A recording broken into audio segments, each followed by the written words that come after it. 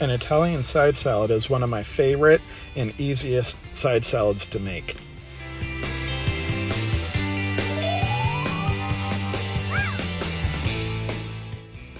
First, I start with slicing and chopping the tomato into thin moons. Then I move on to chopping the onion and lettuce. You can do a rough chop on these ingredients. I then add the tomato to the salad. I do leave the onion on the side though. My wife doesn't like onion, so I separate the two.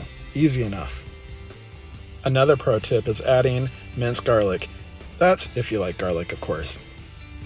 Finish with topping with shredded mozzarella cheese. Add as much as you'd like.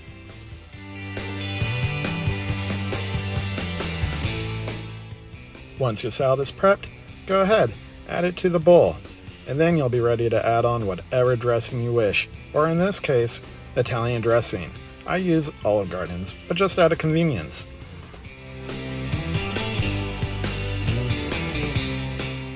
You can salt and pepper to your liking. And there you have it, a basic yet delicious Italian side salad.